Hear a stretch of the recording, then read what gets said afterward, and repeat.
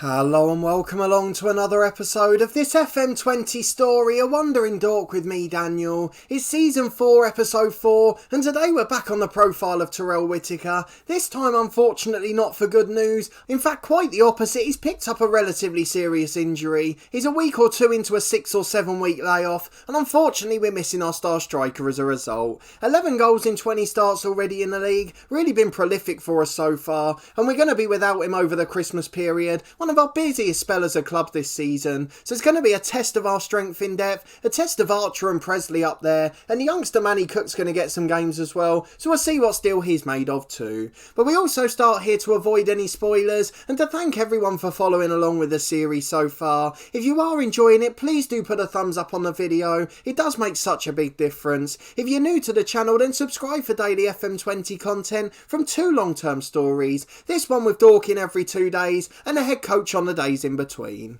There's a link to all the playlists from the start in the eye above, so you can catch up with anything you've missed along the way. And a reminder, tomorrow our Christmas series will be starting on Saturday at midday and every day throughout the Christmas week at the same time, so do come and give that one a little look at as well. Hopefully it's something you'll enjoy. But we're here with Dorking Wanderers, the most important part of this episode. We're going to be getting through a double header today, 2 home games in league action. But let's go and have a look at how we've been getting on, aside from this Terrell Whittaker injury. So if we go to the home screen, things are looking pretty decent. We're in lower mid-table, which doesn't sound too great, but we're miles clear of the relegation struggle. 14 points clear, we're absolutely flying. And in fact, we're just 6 off the playoffs despite being 15th. It's really tight between the top 3, all the way down to lower mid-table actually. Probably Tranmere below us 3 points beneath, but of course that can change with 2 defeats here, although we have got relatively friendly opposition at home. We've got 21st place Cheltenham today, that one's going to be a real tough test for us, and then 11th place Gillingham at home in the following week. 1 game a week, we've been able to recover people from injury, but we come onto the back of this one after a heavy defeat. So if we look at it, it was only in the leasing.com trophy, but it was our backup side that got absolutely annihilated by an under-23 team. But let's go and look at all of our results since the last episode. Looks like a lot, but only 7 league games. We have 4 in different cup competitions. We started with a draw against Notts County, a 1 all away from home. Whittaker with the goal, as has so often been the case. Then at home to Walsall, it was Cameron Archer off the bench with the heroics. He nicked us a late point in that one. Then a 1-0 win away to Mansfield, a late red card after a Stefan Moles penalty, and a 0-0 draw at home to Crawley. And in fact, we're still unbeaten in the league since that Notts County game, so let's hope that doesn't change today. In the FA Cup first round, we beat Northampton, a League One side who had rotated quite heavily, but our first choice strikers got a goal apiece and then kept that form in the next game too. Cameron Archer with a brace, Kevin Kavanagh doing the same, a remarkable 6-3 win at Cheltenham. We went 2-0 up early on, then trailed 3-2 at half time, then we came out all guns blazing in the second period. 6 goals, including one from Georgie and Gallagher, and in the end we won the game and got through. Then a 1-1 draw at home to Wrexham in the league, a 92nd minute equaliser for the 10 men, probably the most disappointing league result, but we still managed to get a point, and that's all that really matters. Then a win away at Forest Green, Whittaker and Presley again, despite a late consolation making a grandstand finish. Then a 3-1 win at home to Doncaster in the FA Cup on the Sunday for the football focus coverage, and it was also a really good game against the League One side. We dominated the match, Aaron Presley got a brace, and Callum Wright scored a goal too. Then away to Oldham, a 1-0 win, a penalty from Stefan Moles with a goal in that one, and then away to Arsenal in the leasing.com trophy, a 6-1 defeat, but the likes of Gabriel Martinelli and Reece Nelson were scoring goals there. That showed you just how good a side they are. Martinelli now 21, a real top player, played 4 games in that competition this year, and Reece Nelson, who was of course a wonder kid at the start, he's played in the Champions League and Premier League, and he absolutely battered us in that match as well. So we wouldn't have expected to compete, but we're back to our bread and butter today. We've got 2 league games as we get back to action, and we'll be hoping we can get ourselves a couple of good results. If we look at the dynamics to see what that 6-1 defeat did, the answer is quite a lot of damage. The team cohesion's dropped slightly and the dressing room atmosphere's gone down hugely, but of course we've been able to get our first team back today, so hopefully they'll be able to put things right. Let's go and have a look at the lineup for it. We're heavy favourites as you'd expect against 21st place Cheltenham, but every game this season we treat as an underdog, particularly while we're not playing at our own home ground and while we've got the smallest wage budget in the league. But a pretty familiar lineup. You can probably name it by Whittaker, who's been replaced by Archer. So we've got Grant Smith in goal, Vaughan and Tamura the fullbacks, Shering the new signing alongside Jones in the middle. We said in the last episode we had to fix the centre-half position, and we did just that with Sam Shering. A young 22-year-old centre-back, 3-star ability, 4-star potential, made 4 starts in the league and 1 in the cup so far, and he has made quite an impression as well. We've got to train him into our role perfectly, but he is a good replacement for Bashir Humphreys, and as the season goes on I'm sure he'll prove his worth and continue to be a good signing for us. I can't remember exactly where we were in the lineup, but let's presume we've done the centre halves. We've got Moles and Smith in the middle, Lopez and Yandolo on the wings, and Presley joined by Cameron Archer up front, with Manny Cook being promoted to the bench. So let's go and get into the first of today's games, see if we can get that result, and unless it's an absolutely brilliant dramatic match, we'll of course show the second game against Gillingham too. Don't forget last time we met this was 6-3 in the leasing.com trophy, so let's hope we get the same drama today. Well, a unique defensive take on a 3-5-2, a holding midfielder instead of a number 10, but it is still a 3-5-2 in some sort. Some good players in there, Rowan Ince in the holding role, Oxley's a good keeper, so plenty of names worth looking at again, and we're going to tell the lads to prove a point, just as we do in so many of these matches. So let's see if they're right to back us up. Most of the lads are motivated there. We've still got that beautiful white and red suit as we kick off in the first half, no real highlights in the first 5 minutes. Well, I don't know if this has ever happened before in this series, considering we play free-flowing football most of the time, plenty of attack, plenty of direct balls into the box, but this time we've reached half-time without a highlight. You've got to feel for the fans, just 3 shots on target all match. Weirdly, we've dominated possession, something we don't often do. We're used to counter-attacking sides, and the lads don't really know what to do against the team sitting back. But we're going to say prove a point again. Nick Haycock's so often right, and we'll get into the second half as we're missing our key marksman. We'll make some changes soon if nothing changes. Well, we're back for the first highlight of the match. It's Cheltenham on the left-hand side, Norris the wing-back who's got it back from his throw-in, Robertson to Ince, and they're coming forward now, keeping possession quite nicely there, out to the right wing-back who's got to the byline, delivers but cleared away by Kieran Jones, and he's gone back forward by Cheltenham, but he's given away straight to Yandolo. Certainly the opposite of the game we had in the leasing.com trophy, was probably about 5-3 by this point, but hang on a minute, we're in with Archer, good save Oxley to tip it over, again Matt Smith with one of those lovely through balls, but again we didn't take advantage. First clear-cut chance of the match and another one there from the header. Presley forces a brilliant save from Oxley, tips it over for another corner. Yandolo in is headed away, only as far as Lopez. Out to Yandolo into the box, Shering's committed a foul, and with an hour gone our first excitement leads to nothing. Still 0-0 and goalless here at Dorking. Well, a throw on the right for Cheltenham, just 25 minutes to go. We will make some changes after this highlight. Hopefully we won't concede before it though. Shering with a good header away there. He's got more defending to do though as they're keeping it in the middle.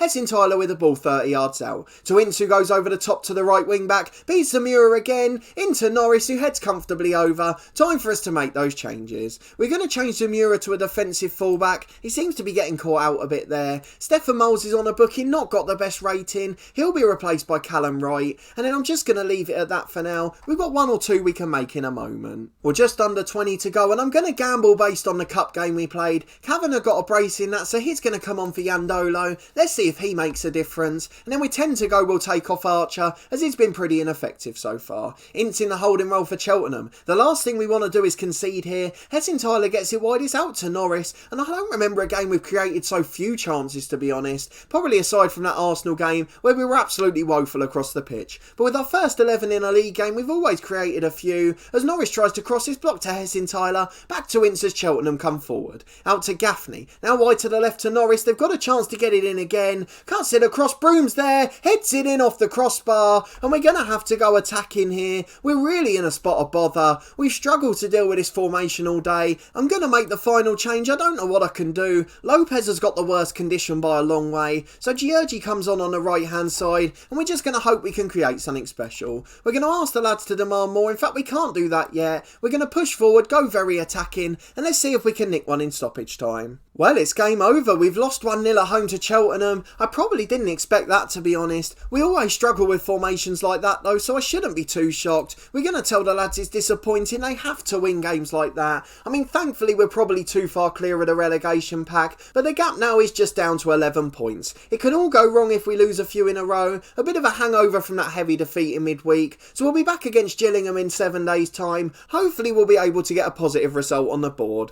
Well, we're back a week later for the Gillingham Gillingham game, a little bit of news to share from the last week or so. Some positive and some slightly less so. Another little bit of disappointment. Gillingham unbeaten in 5, although of course we were unbeaten in 7 league games before that one. And they've only won one of them, a lot of draws, so this could be a fairly boring game today. Fingers crossed it won't be though, we'll hope for a lot of goals. Both teams missing a good attacking player, and Joel Coleman, the former Accrington man, in charge there, so I'd imagine both teams will be quite direct. We've just got a couple of games until the FA Cup third round, a home tie against Plymouth in League 2, the same team we played in the Carabao Cup actually, so probably one of the best ties we could have hoped for, but they are top of the league and running away with it. They've got players like Callum Holmer who are absolutely flying, so it is going to be difficult for us to get through, but the rewards could be so great if we do. But let's have a look at the little bit of news as well, and it was regarding our youth intake. We've got news to say some players are making positive development, which is good. Thomas Anthony in particular almost catching Zamura now. He's someone who will get a look in soon. But our youth intake is again poor. It says don't expect much from this year's intake. It says one good English defender and centre half who looks promising, so we'll keep an eye out for him when he comes through. But everyone else is going to be poor by the looks of it, and generally it's going to be a pretty poor intake. So not too much to look forward to in that one, although of course we'll still take a look when it comes through in April. But I thought I'd temper expectations early, so hopefully you weren't expecting too much. We've got Cameron Archer with a good morale, everyone else struggling a bit now. Back-to-back defeats in 2 competitions, and that's the problem with that cup competition. I know it's a pretty poor one, we don't really care about the results, but when you get a hammering it's never nice, and we're playing against players on 70 grand a week. But let's have a look at our 11 for today, completely unchanged as you can see, and even the bench is exactly the same. There's no point reacting negatively to one defeat. We're going to be in a bit of a struggle this season, we're going to lose the odd game we don't expect, we'll have some uninspiring performances,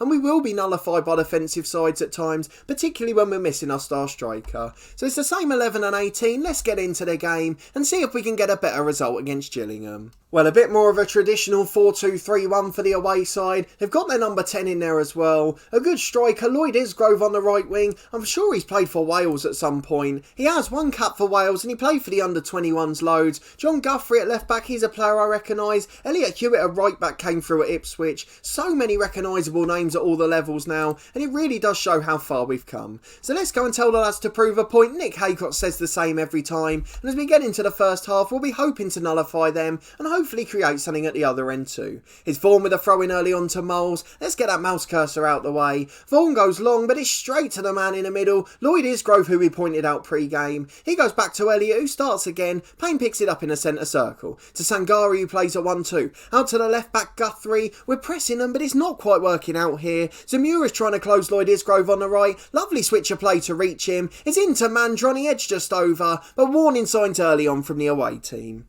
Nearly 15 gone, it's a free kick for Gillingham, into Kozak who heads in, second goal of the season for him, we trail 1-0, Gillingham have started by far the better side here, we're going to demand more because it's not been a good start, but I feel like this could be back-to-back defeats. 15 gone, let's see if they respond, hopefully we'll have an attacking highlight soon. Nearly half time and we've levelled up most of the stats aside from the shots and the goals. That's the disappointment here, but I just looked at that Kozak. It's on nearly £2,500 a week and there he's ready to intercept Archer at the back. A brilliant defensively player too. Into the box from Lopez, Archer shot blocked, bobbles all around, Archer slighted in eventually. Not the most coherent sentence throughout, but a finish eventually nonetheless, even though it was an absolutely rubbish goal. Archer slide tackles it into the net and we're level on the stroke of half time. No shots on target and we've still scored a goal. That's the sort of result we like. And it falls for him again, but this time he's offside. I thought he was going to score 2 of the worst goals in history, but it remains 1-1 at half time, that we've really come back to life in the last few minutes.